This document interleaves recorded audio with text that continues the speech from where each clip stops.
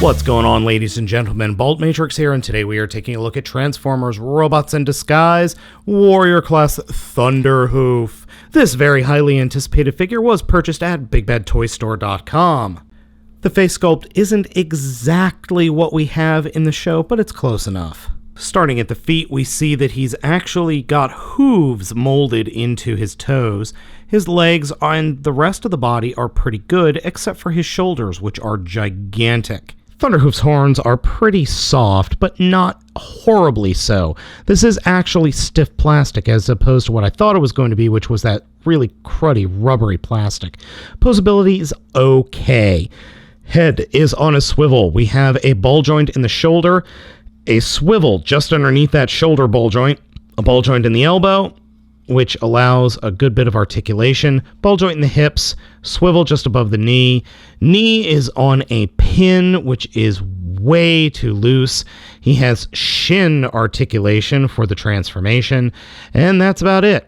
Oh, and also, he's just incredibly top-heavy. One thing I did notice about Thunderhoof when I took him out of the box was just how, well, he's completely hollow in the back.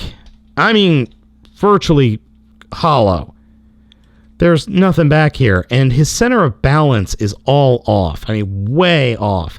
You have his hips and his knees here in the front of the figure, and then his head and his bulky shoulders are behind those points. So he is, as I said, ridiculously top-heavy. And then he's got these plastic pins for knees that are much too loose. Oh, and of course, my figure has very, well, not very, very loose, but pretty darn loose hip joints.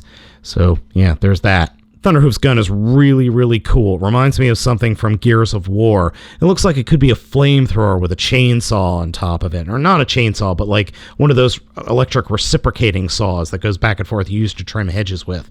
Yeah, I think it works well. And he can look pretty badass when he's holding it, too. Thunderhoof's transformation is pretty darn simple. To start with, take the head and turn it 180 degrees, pointing back. Push the antlers down, and then they're supposed to be folded up. You could fold them completely forward so it's facing towards the back of the figure.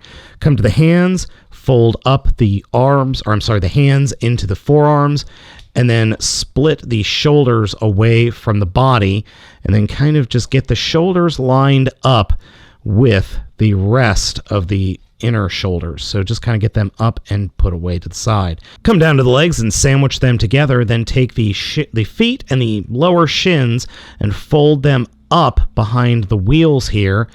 And then we could come back up to the top, grab the chest and fold it up away from the chest to form the front of the vehicle mode. Now that we've got the figure to this point, we're going to collapse the hips into the body of the vehicle mode and then turn them 180 degrees and fold them up. So the feet are going to be pointing towards the front of the vehicle mode. And you have to collapse the hips all the way, and then those wheels at the feet will fold all the way up underneath what was the chest of the figure.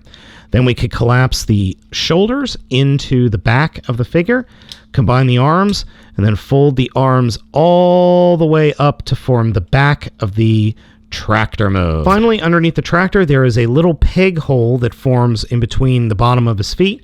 We could take his gun and slide that right into place. And here we have his tractor mode! Thunderhoof's tractor mode has to be one of the most interesting and unique alt modes we have ever gotten. At least in the last couple of years. I don't think I've ever seen a Transformer in the official toy line that's a piece of farm equipment. I love this alt mode. It's just so different and cool. Though it's really tiny, this alt mode is small. For size comparison, here is Bumblebee next to Thunderhoof's alt mode. Bumblebee's a lot bigger, or longer I should say at least, though the width is about the same. This is one of the most unique alt modes I've ever seen. It's just so neat and different.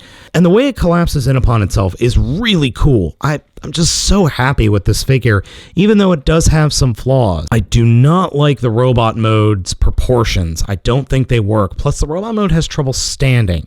But if you could get by that, I think Thunderhoof is definitely worth having in your collection. So gang, I hope you've enjoyed this video review. As always, I'm Bolt Matrix, asking you to like, comment, and subscribe, and I will catch you next time.